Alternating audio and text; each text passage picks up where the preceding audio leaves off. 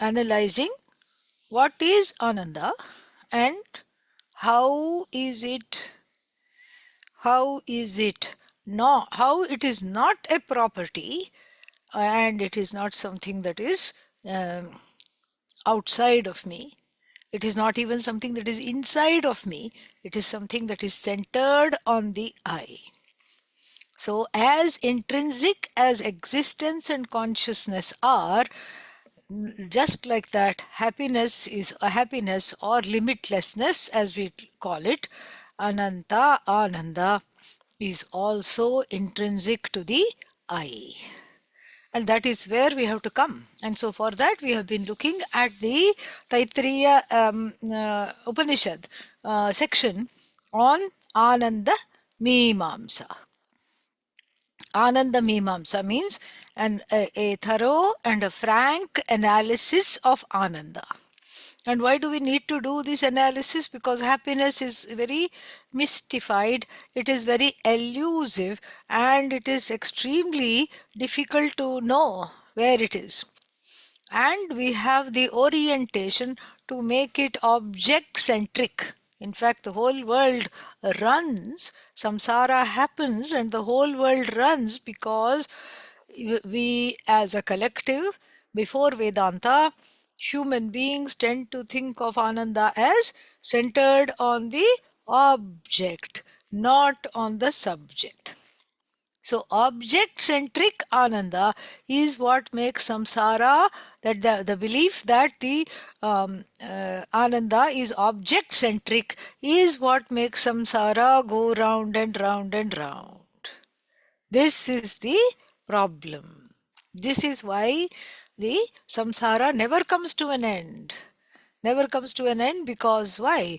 I am keeping on looking for this happiness every place where it does not exist. And it's except in one place. What is that one place? The nature of the looker. The looker happens to be the source. The seeker happens to be the sought. The one who is looking happens to be the source of joy and happiness. And that I do not see, that I do not understand. And therefore I'm looking for it every place else other than I. It's like having the glasses perched on top of the head, like this. So if I have the glasses on top of the head and I forget about them and I'm looking everywhere, where are my glasses? Where are my glasses? Where are my glasses? They are there all the time. They are very much there. And I'm experiencing them also on top of my head. But I have to be told. Some good Samaritan has to tell me that your glasses, you are already the possessor of your glasses, which are never away from you, which are happen to be on top of your head. This is what I have to be told. And so this is exactly how Ananda is. Just like you have the glasses perched on the top of the head, Ananda is centered on the I, but it is not recognized by itself for many reasons. One is there is an outward orientation of all the jivas. One looks other than to things other than oneself and not to oneself. There's an outward orientation, reason number one, outward orientation.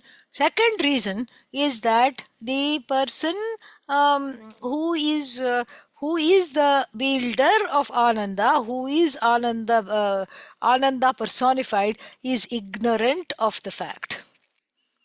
So just like I'm ignorant of the fact that I'm the source of existence, just like I'm ignorant of the fact that I'm awareness itself, similarly I'm ignorant of the fact that I'm Ananda itself.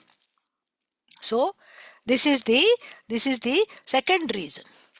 Third reason why I don't claim this Ananda is because there is a natural tendency to associate Ananda with objects.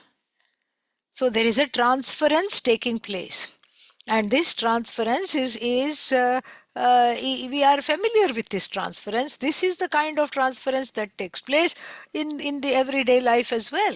We attribute something else we attribute the joy to something outside of oneself. And the Vedantic example is what? Like the dog enjoying a bone. The dog finds a bone and is very happy, sits under a tree and proceeds to enjoy the bone. And the bone happens to be a very dry bone, not even a little bit of meat on it. Still, the dog, out of an addiction for the bone, keeps chewing at the bone. The sharp edges of the bone scrape the gums and the lips of the dog and cause them to bleed. And the dog slurps up the blood and says, "Oh, what a juicy bone." Where is the juice coming from? Not the bone, the dog. But the dog also, because of this ignorance, it commits a certain transference, an adhyasa, a projection. So my happiness, which is me happiness really, is transferred onto the objects, situation and people. And this even, this is really the reason why the author talks about it in a way that we can understand. Ahameva sukham na anyat chet naiva tat sukham. I am happiness itself, and if there is something other than me that is called happiness, that is not happiness, that is not ananda. Why? Because if that thing or person or event is unconnected to me, then obviously it's not a source of joy. Why should I care about somebody else's birthday? To quote the example from before.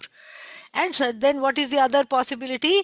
This connected to me. So connected to me means what? So the connected to me something produces happiness means then we have to see, is the happiness object centric or is it subject centric? And here we have another example, a classic stock example given, tapta ayaf pindaha. Ayaf pinda means iron ball. Tapta, red hot iron ball. So the red hot iron ball gains its redness and heat from where? From the fire. So the fire is the owner, or the fire is the possessor of light and heat. Light and heat are intrinsic to the fire and extrinsic to the iron ball.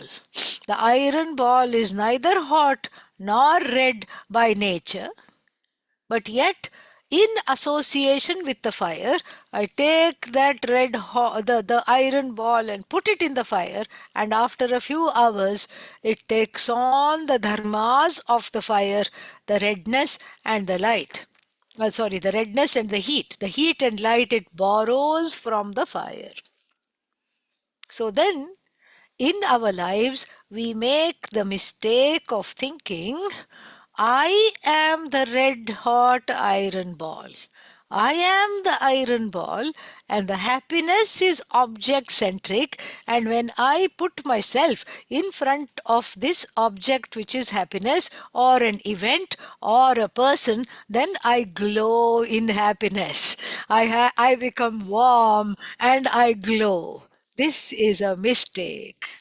The warmth and the glow, when you feel all warm and glowing and loving inside, that is not because of the samsarga.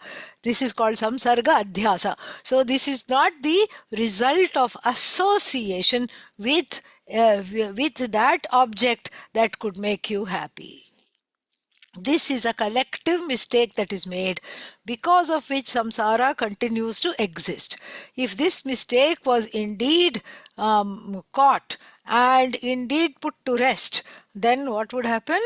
Then it would be very, very easy to see that in fact I am not the iron ball that is borrowing the glow and the warmth from the fire. What am I?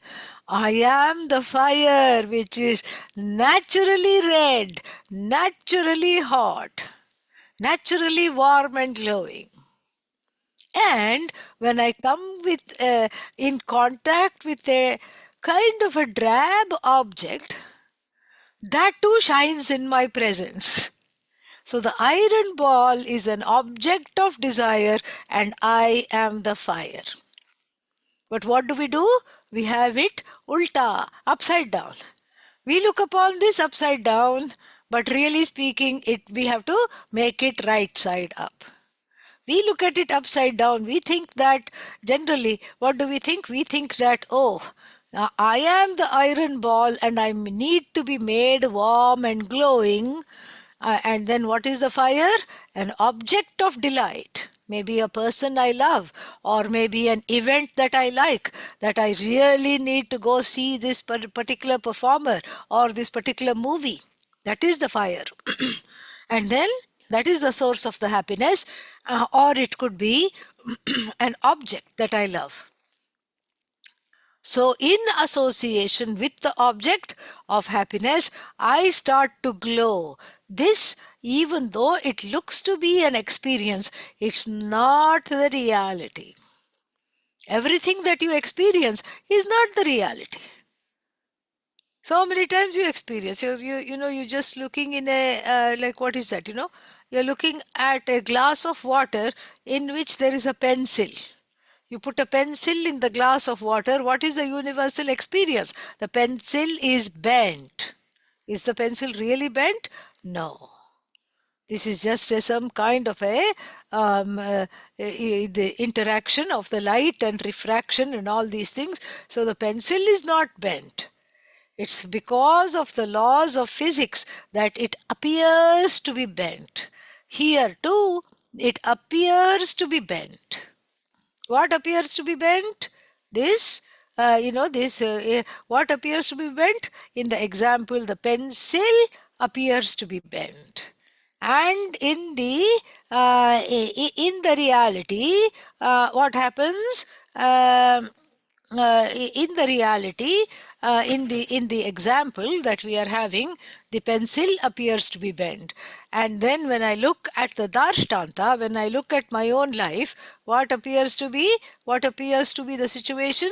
The situation, I think that when I am in contact with a loved object, a loved person, a beloved event, then only due to the association of these things, I become a happy person. This is like looking at the bent pencil and thinking it is really bent. It may be a universally understood experience, but it is actually a misunderstanding when seen from the standpoint of the I, the self. So we have to stand this example on its head. I am not the iron ball that is, I'm not an inert iron ball that is borrowing its warmth and the glow from the fire and becoming red and hot as long as I'm in association with the fire. Instead, what am I? I am the fire itself. And wherever I am, all the objects light up. The chocolate cake gets its glow because of me, because of my presence. And even though this is hard to wrap oneself around, we just help ourselves with this, with many examples, and see that that is the case. Atmanastu kamaya sarvam priyam bhavati. Everything becomes beloved because I am the one that, I am the one that is giving them the love, giving the objects the love. So think that's why objects become beloved. So the belovedness of the objects, that love belongs to me, that love is intrinsic to me. And in contact with me, the objects shine as lovely. Just like the iron ball shines as warm and glowing in the presence of the fire. So with the mistake that is made is thinking I am the iron ball, but actually I am the fire. I lend the presence everywhere. I lend the happiness everywhere. And so for this we have to see that this is explained beautifully in chapter 15 of the Panchadashi, Vishayananda, and Vishayanande Brahmananda. It is explained very, very nicely. And what does the person say? the person says, the Panchadashikara, what's his name? Swami Vidyaranya says something very, very beautiful. Swami Vidyaranya says that everything becomes dear to me because of the mental vrittis. I'm able to enjoy something because of my mental state. So many things have to be there in order to quote unquote produce this happiness. And so therefore I know the happiness is not a product, because everything has to align. The object, well, number one, the object must be beloved. I must like this object. I must have raga for this object. Number two, the object must be available. Number three, the object must be offered to me or belong to me. Number four, I have to unite the subject and the object have to unite. There should be some kind of a union and a oneness with the subject and the object for this happiness to be present. These are the conditions. And then fifth condition, the mental state of the enjoyer must be okay, must not be disrupted. And the physical karanas means the means with which I enjoy the objects, such as eyes or even the digestive system, etc., should be intact. So you see how hard it is to produce. To produce happiness is so difficult. How to produce this happiness with all these five conditions have to align. Whereas in sleep, what happens? Not a single condition is met. There are no objects in sleep, desirable or undesirable. There is nothing in sleep. No objects are there in sleep. And then what? And then there is no longing in sleep. Raga is not there in sleep. Object subject proximity is not there in sleep. Nothing is there in sleep. Still, I am happy. Without any object, without any longing, without any desire to unite with something other than me, I am happy. So that's why I'm the fire. I'm not a borrowed happiness like the iron ball. So then, if I'm happy without objects, oh, but that's only in sleep. Why only in sleep? In between two complaints, okay, I have finished complaining very long and hard about one thing. And then the next complaint is yet to form in the heart. What is there? You will find that there is joy. Oh, but it soon deteriorates to complaint. Yeah, that's because you are there. So, but if the ahankara is cooled properly, you will see that in between two complaints, what exists is sheer happiness, which is the truth of you, which is you alone. That's all that exists. When there is no longing, complaint means which is a result of longing. And unrequited longing leads to complaint. This is the hallmark of the jiva. And most of the longings are unrequited. That's what they are. Most of the longings are unrequited. And so therefore, this is how to understand this, that when there is no longing in the heart, there is a sense of belonging with everyone and everything. I just become the lover of life. I don't need an object to love. I become love incarnate. I become an embodiment and an incarnation of love. Like Krishna. Everybody loves Krishna. Who doesn't love Krishna? You see the whole story in Bhagavatam. Everybody, all the milkmaids loved him and they ran after him. And then we always wonder, what happened to the milkmen, their husbands? Their husbands were also in love with him. So there was nobody left out. Krish, Karshati. Karshati means the one who draws everything to oneself. And so one becomes one, when there are no longings, there is a sense of belonging with everything. In fact, that's the only longing, is to be one with everything. And such a person is a blessing for the world, a jnani, because you don't have to deal with a person of self-knowledge. You don't have to walk on eggshells around them. You don't have to worry about anything, because there are no wants. Binding wants are not there. Wants may be there, but the thing is, if they are not fulfilled, the jnani is not going to fall apart. Wants may be there, but those are as though wants. Wants like, you have to eat, you have to drink, you are certain needs are there. Okay, that's different. But wants in the sense of longings to be complete, that is not there. Those are not there. That's why in the Ananda Mimamsa it says whether it is the Ananda of a Manushya, of a human being in this mortal world, or whether it is Indra's Ananda, the Ananda belonging to the King of Heaven, it is the say all those gradations, all those superlative comparative stages of Ananda are enjoyed by this person sitting under a tree, the one who has no who is free of huge longings, the one who is free of intense longings, akama hataha, the one who is not hijacked by the longings.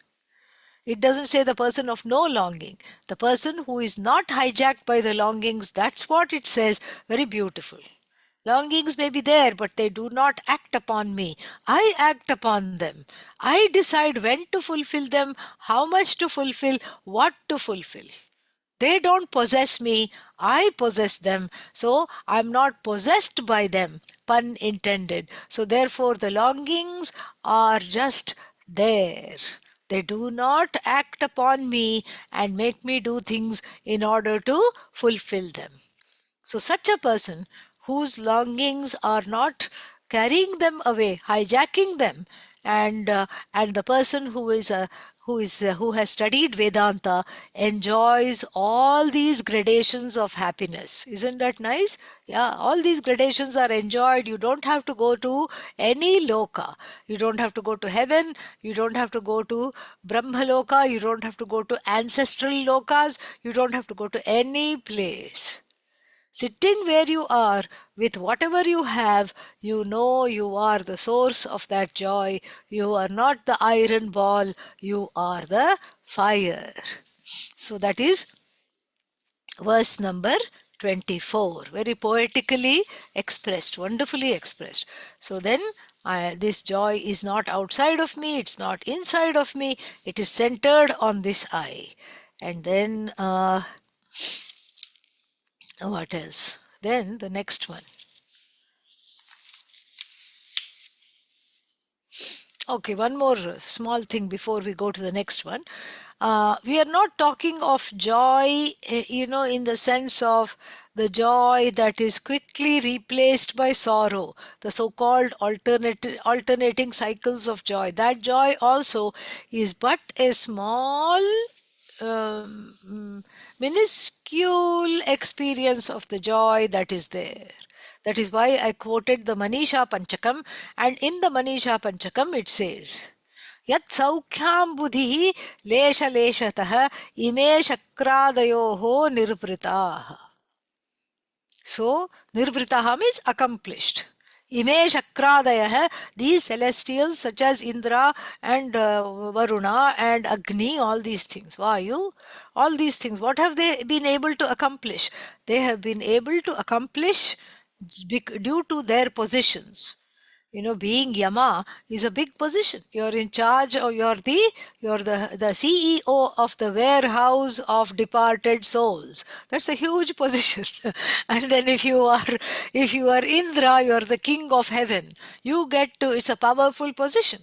You get to decide who comes in, who doesn't come in, all these things.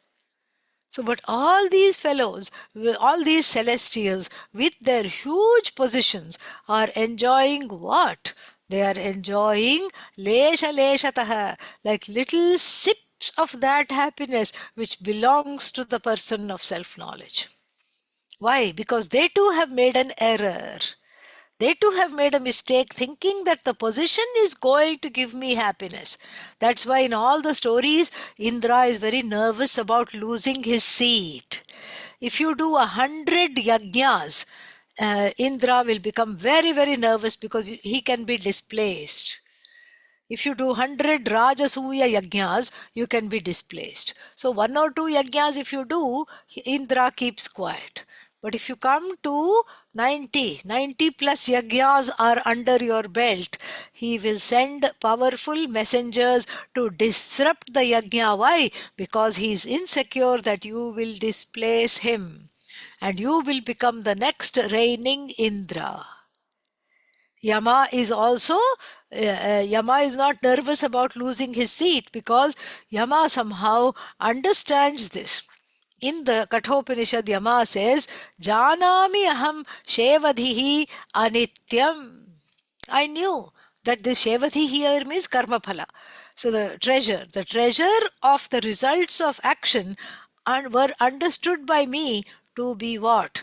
To be, to be finite. Tato maya chitah nachiketagnihi.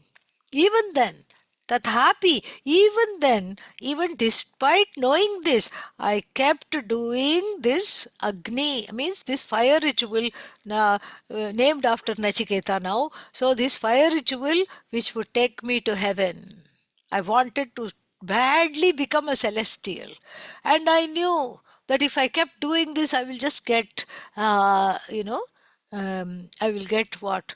I will get some kind of a temporary fix. I knew that. So even as the right hand was offering ghee into the fire, I tried to catch hold of that hand with the left hand and say, no, drop the spoon, don't offer the ghee, this is dangerous. But one part of me did not listen. I kept offering, I kept doing this 3 times. And he says, look at me, Nachiketa. Look at me. Adhruveshu, you know, Adhruveshu dravyeshu. In the midst of all these, what is that? Finite dravyas.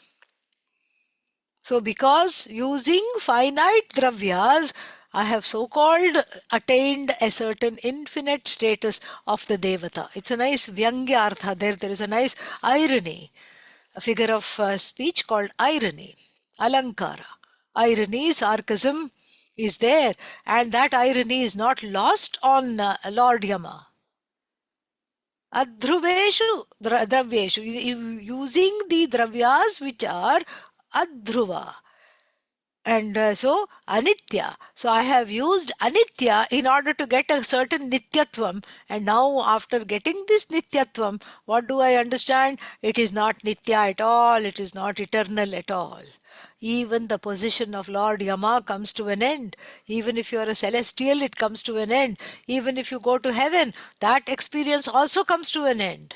Don't think that you can get a visa by marrying a Gandharva. No, because the Gandharva himself is on temporary visa. And heavenly nymphs like, what are their names? Menaka, Urvashi, they are all on temporary visa. So therefore, this is the reality that wherever you go, whatever you do, is just, it is the happiness is always centered on you. So the person sitting under a tree gains the happiness of Yama without needing to become Yama, gains the happiness of Indra without needing to become Indra. Why? Because the person is free of binding desires or longings. Less the longing, more the sense of belonging. And this is the way we understand that the happiness is subject-centric, not object-centric. This is something we have to absolutely wrap the mind around.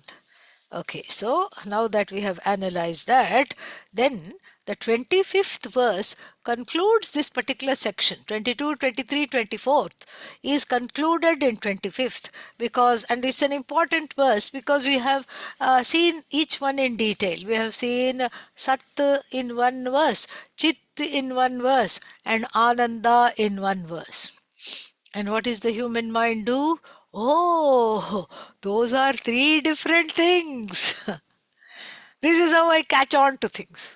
Those are 3 different things, not one thing. Uh-oh. And this one deters us from doing that in a very strong way. Nahinya nana swarupam syad ekam vastu kadachana Tasmadakhanda evasmi vijahajjagatim bhidam. Nahi nana swarupam syad ekam vastu kadachana tasmadakhanda evasmi vijahajjagatim bhidam. So, nahi syat, it is not. Indeed, it is not. What is not? It is not Nana Swarupa. Nana doesn't mean grandfather, okay? Nana means many. Yeah, many. So, nahi Nana Swarupam Syat. It is not a manifold experience. Now I'm experiencing Sat. Now Chit. Oh, now I'm experiencing Ananda. It's not these objects. They are not. We have already seen. They are neither objects nor they are connected to me as a property or as an attribute. We have seen all that. So, nahi nana swarupam syat. This Jagat is not, this Satchidananda is, I don't have some kind of a threefold nature. Like gunas, sattva, rajas, tamas. No, I don't have a manifold nature because that which I call sat is inextricably connected to chit, not even connected, is chit. And that which I call chit is nothing but ananda. So nahi nana swarupam syat. What na syat? Ekam vastu. This is called vastu. In fact, the word thing is in Sanskrit is reserved only for Atma. That's the only existent entity. All other things borrow their existence from Atma. Everything is avastu, avastu, avastu. No thing, no thing, no thing. In other words, nothing. Everything is nothing, and the only thing is what?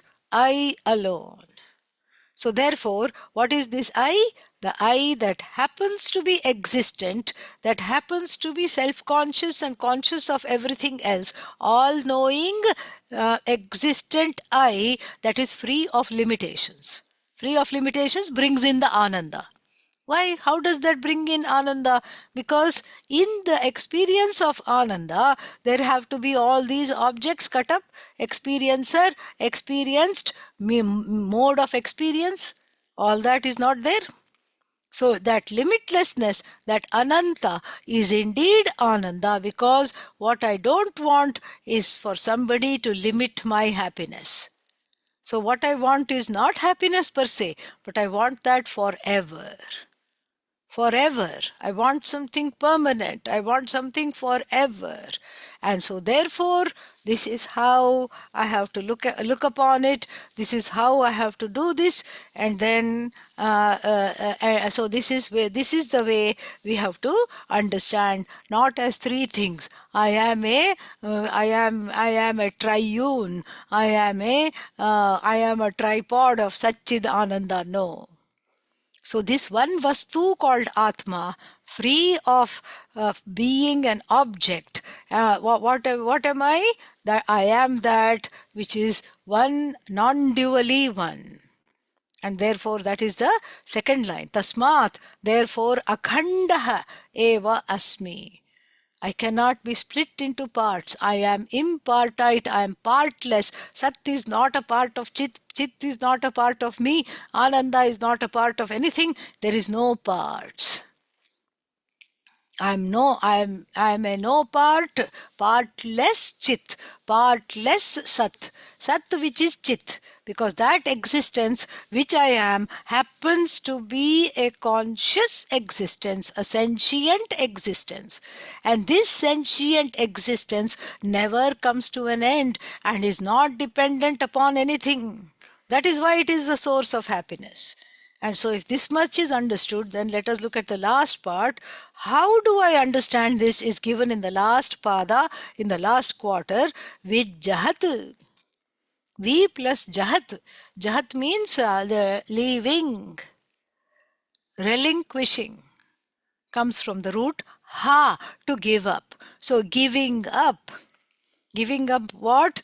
Bhidam, bheda. Giving up the bheda, giving up the differentiation, giving up the differences with jahat, giving up the bheda, distinctions, giving up the bheda. What kind of differences, what kind of distinctions should I give up? Jagatim bhidam, jagatim, jagatah iyam, jagati, tam, tam bhidam. So giving up the differences connected to the world, related to the world, coming out of the world, pertaining to the world. So that jagatim bhidam, giving up. So when I give up the jagat with its, give up means what? Cognitively. Okay, yeah, I do know that sometimes you feel like giving up on the jagat, but that is not what is talked about here. So this is a cognitive operation. It's a cognitive operation here. What do? I ignore that which is not I. I just don't give it the time of day. I transcend. How to do this transcendence? You know, in America, we fortunately have a very good example of that. So whenever you say, "Oh, thank God I'm not sick," touch wood. What am I touching? I'm not touching wood. I'm touching a table. Table made of wood, no doubt, but I'm touching a table. And then in America also I learned this, you know, and Pujya Swamiji used to make fun of this all the time. What is that? If nothing is available, you go touch wood. You know, you touch the head. Yeah, no comments. Yeah, about that. So either you go touch wood and touch whatever surface is there, and then, you know, you go touch wood if nothing else is available. So I'm not really touching wood. What am I touching? I'm touching a table that may be made of wood. Or I'm touching a table that is made of sawdust pressed together to resemble wood. Some kind of a composite. And those kinds of tables are very cheap because they just fall apart quickly. Okay, and so and then and it is full of glue that is supposed to be bad for you. Never mind, we are not in a furniture class, so let us go back to the the discussion on hand. So then, touch wood, if I say I'm transcending the sawdust, I'm transcending the glue, I'm transcending whatever nails and screws that may be there. I'm transcending all that and just touching the wood. So when I say touch wood, I don't have to go hug a tree or go to the lumber shop and embrace a 2 by 4. You know, I don't have to do that. I don't have to do that at all. Sitting right here, I touch the wood, even though it's in the form of the table. So this transcendence is known to me. It is known to me, and then I do this all the time. I do this all the time, and the touch wood is a very obvious example. That's why we are using that. There may be many other examples also not so obvious. But this touch wood example really hits home because here is a table and I'm transcending what? The name and form called the table. I'm transcending the word and the meaning associated with table. The word table is given up, and the meaning that is in my mind, when I say the word table, a meaning of the table comes to mind, and that is also tabled. I table the word table and I table the meaning of the word table as well. And what obtains is just wood, which is manifest as the table without becoming table. Wood is still wood. So it's wood, which is the existence of the table, manifest as the table. Table is and wood, can they become synonyms? No. Table and wood are not synonyms. One is karana, the other is karya. What is the karana? Cause. Wood is the cause. Table is an effect. Now, we have two maxims to go by. The first thing to remember is that uh, karyam karanat ananyat. First rule, that which is the effect is non-separate from the cause. Effect is non-separate from the cause. First rule. Second rule, cause is separate from the effect. That's how in the whole Jagat you see the same thing. So sweater is made by what? Woolen yarn. So the whole sweater is nothing but woolen yarn. Plus with some magic with the knitting needles and and a pair of hands. The whole sweater is nothing but woolen yarn. As I found out once when I was small. Somebody had kept their, what's its name? Somebody had kept their knitting. Some auntie had kept the knitting and gone away. And then I said, "Oh, what is that? This looks interesting." And I picked it up, and both the needles came off, and then the unfinished sweater was even more interesting, and it just unraveled so nicely. I was very fascinated. Very nice. Two, three colors were there, and it afforded me several, minutes of uninterrupted entertainment. And then they say, when the child is very quiet, please go and check on it because it might be up to some mischief. And that's exactly what I was doing. I had, by the time the auntie came back, I had what, I had upped the ante by making the sweater into what? Into just yarn. So much yarn. And and to a small child, it seems like a room full of yarn. Oh my God, everywhere there is yarn, yarn, yarn, yarn, yarn, yarn, yarn. That much yarn. So the karana of the sweater is what? Yarn. And so the karyeshu vartate. So in the karya, which is the sweater is after all a manifestation of the yarn. It's a karya. The source of the yarn the source of the sweater is yarn. So the yarn the sweater is non-separate from the yarn. But can I say that wherever there is yarn, there should be sweater? No, that does not hold true. The yarn can be in a shop waiting to be bought. The yarn can be even in my head waiting to be spun into a fantastic story. So the yarn and the sweater have a very funny one-sided relationship. The cause and the effect have a one-sided relationship in the sense that the cause inheres the effect. So the effect is non-separate from the cause, and then the kadi, but the cause is separate from the effect. And you take anything, pot, clay, same thing. From the standpoint of the pot, clay is intrinsic to the very being of the pot. No clay, no pot. But can I say the other way? No pot, no clay? No. And so we have to see that from the standpoint of the clay, the pot is an incidental expression. And so too, if this much is understood, the sweater is an incidental expression of the yarn. The pot is an incidental expression of clay. The ornament is an incidental expression of gold.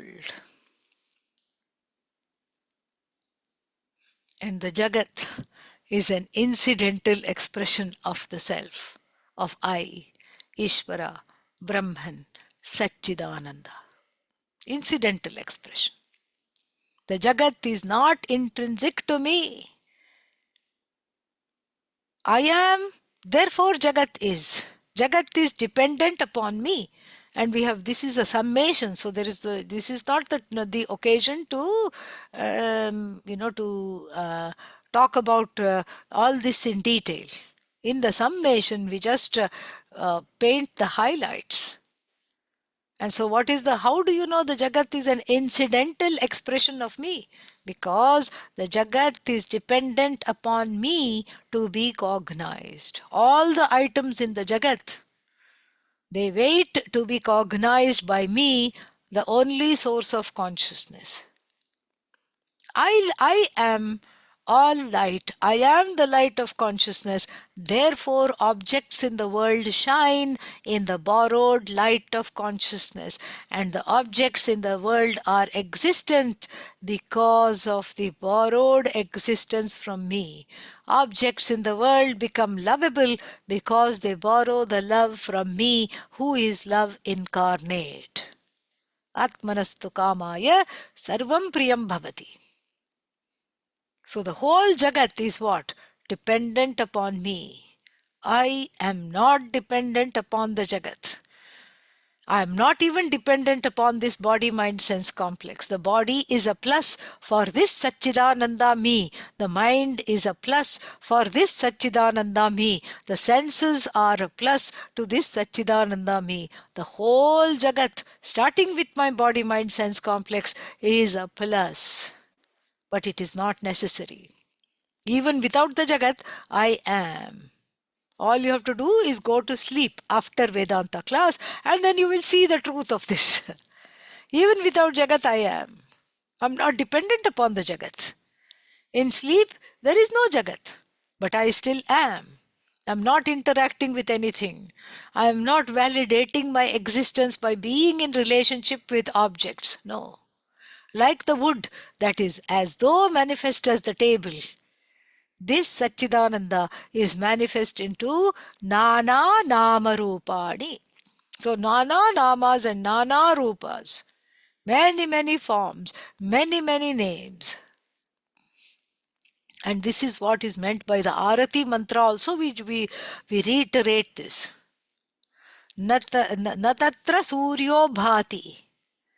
What is the address of Bhagavan, if you ask? There the sun does not shine. Oh, there must be some nice moonlight. Na shashanka, no moon. Oh, okay, maybe we have some nice fire, little bonfire. Na pavakah. Na chandra tarakam, no moon, no stars, no fire, no source of light. Why? Tameva bhantam anubhati sarvam. Na tatra suryo bhati na chandra tarakam. And then no lightning. Nema vidyuto bhanti. And then kuto ayam agnihi. Agnihi means here is the arati I am doing to you, O Lord, O Goddess. And in my hand I have a tiny little camphor lamp. Camphor because it burns without a trace. It does not leave a residue. So this lamp with which I light you up is the lamp of knowledge, is the lamp of the Shastra.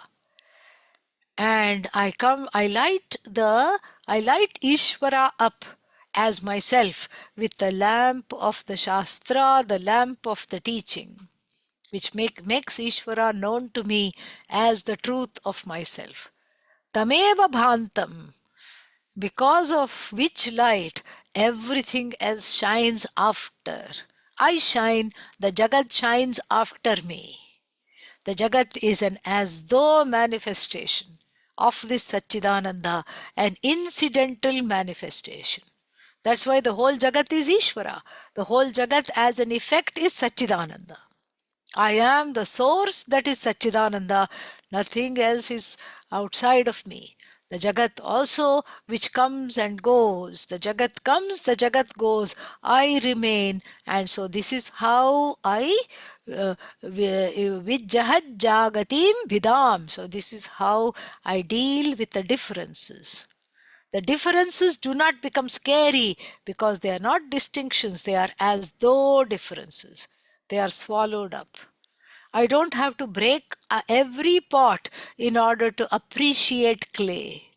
In and through the pot, I appreciate clay because I see that this is nothing but clay. In and through the table, I appreciate wood because I am very clear that this is nothing but wood in the form of the table. So the existence of the table is nothing but wood. So the cause of the table is wood. Without wood, there is no table. I mean, we are not talking of iron table and plastic table, etc. In this example, the substance we have to see. Even if we talk of plastic table, without plastic, there is no wood. I mean, there is no table. So, this is what we have to see. The relationship between cause and effect is a very funny relationship. Effect non-separate from the cause, but cause is causeless cause here. It's the causeless cause which is as though manifest in the form of the cause. And how can something be as though manifest in the form of the cause? It is as though manifest in the form of the cause because itself causeless, but it lends its status of being cause. It dawns on the status of being cause, and then the effect is ascribed to this cause. So the same thing we have to see in as Brahman and Jagat. The Jagat is nothing but Ishvara, and it leans on Ishvara. It is nothing but Ishvara. It's a manifestation of Ishvara. It is nothing other than Ishvara. Ishvara with name, Ishvara with form is called five elements. Ishvara with name, Ishvara with form is called Jiva. Ishvara with name, Ishvara with form is called so many different things. This is what Ishvara is. And so, what about the Jagat? Now I can ask you, what Jagat? There is only Ishvara. There is only Satchidananda. What table? What table number 1? What table number 2? What table number 3? All that is there is what? Me. All that is there is wood. All that is there is me. What manifestation number 1, 2, 3? All of them are as though swallowed up because my focus and my longing to milk something out of the Jagat is gone when I see myself as free, complete, whole, total. Without needing anything else to complete me, I see myself as complete. So the Jagat is an incidental embellishment to me. This is where we have to reach. This is where we have to come. And so that is exactly how the assimilation has to take place. This is exactly where I have to go. So vijjahad jagatim vidam. So forsaking, as it were, the differences. And when I see that these differences are benign, because these differences really don't exist. So table number 1 is wood, table number 2 wood, table number 3 wood, pot number 1 clay, pot number 2 clay, ornament number 1 gold, etc. So it's all one. That means what? I am indivisibly one. I am Ishvara and I am non-dually one. So forsaking the differences don't belong to me. They belong to the world. So therefore, forsaking the differences which pertain to the world, and therefore I shine, and cognitively I have given up the world as a separate entity upon which I depend. This is all wrong, I know that. I have given up the world as a separate entity. So what is the world? An extension of me. Therefore, there is no longing at all. So then going further, it says, Parokshata Paricheda Shabalyapoha Nirmalam. Parokshata Paricheda Shabalyapoha Nirmalam. Tadasiti Gira Lakshyam Ahameka Rasam Maha. Tadasiti Gira Lakshyam Ahameka Rasam Maha. So, the result of this teaching is given. What is jnana phalam? The results of getting this knowledge. Because, really speaking, without knowing the result, we will not do anything.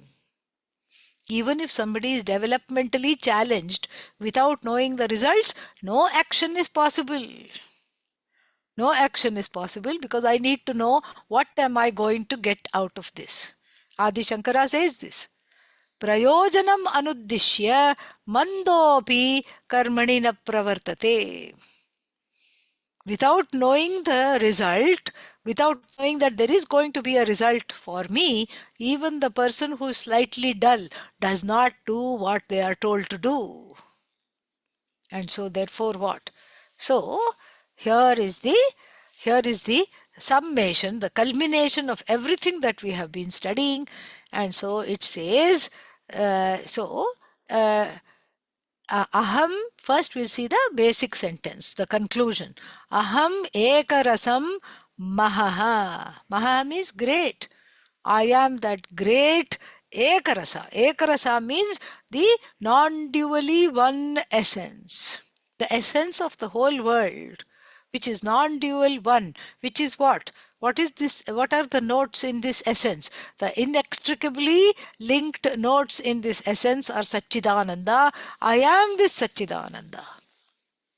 And I am Ekarasam Mahaha, non-dually one. I am that non-dually one great essence. I am great. Tad aham asmi. And then what is this I? I am the Lakshya. Lakshya means the implied meaning, the indirect meaning of what? Tadasi. Tattvamasi he has reduced for the sake of the meter to Tadasi, this Mahavakya. Tat asi. Tattvam asi. Tadasi. Asi means what? The tvam is already there in the asi. That is how it is in Sanskrit. If I say asi, it can only apply to the singular second person. Nobody else. Who is the singular second person? You. You. It can only apply to you if I say asi. So I don't have to add the word tvam. So tadasi means tattvamasi. Tadasi iti gira.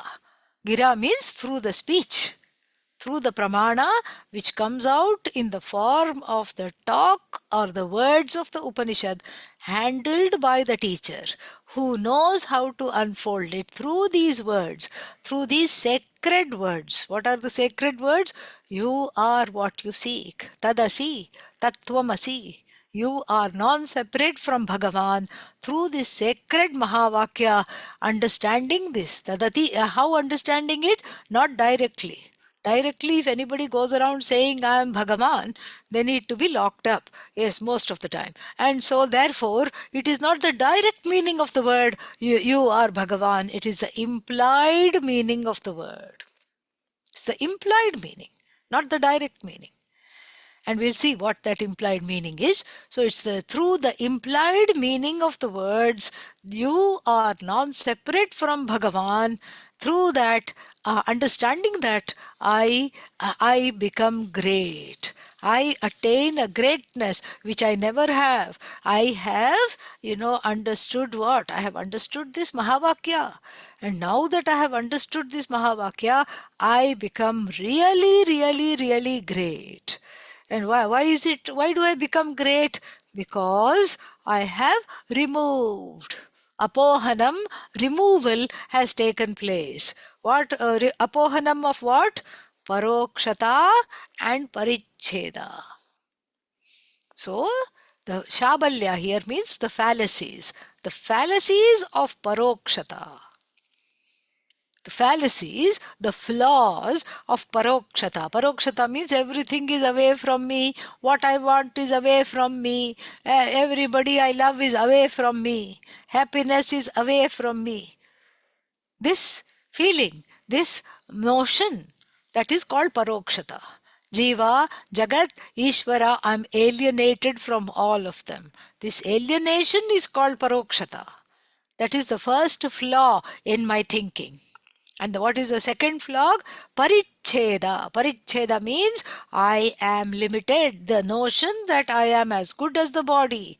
Therefore I am limited. I am as good as the mind. Therefore, I'm limited.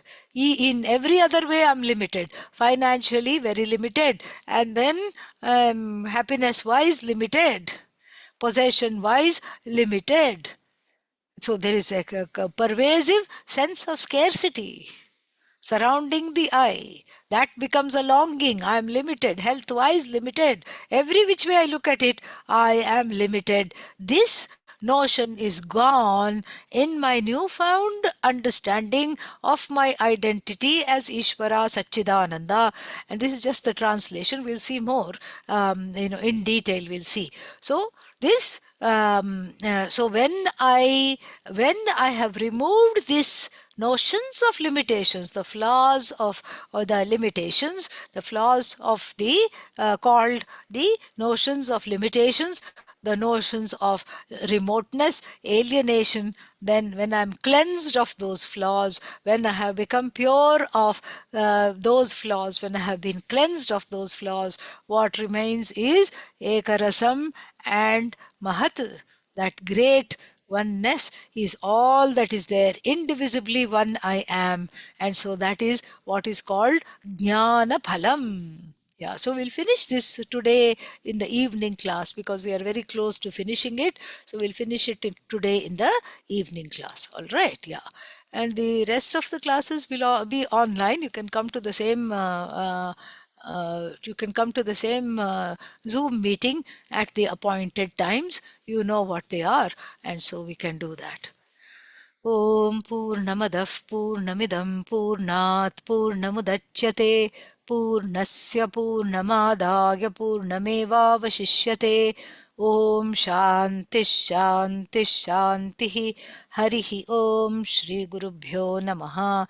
Harihi Om. Thank you.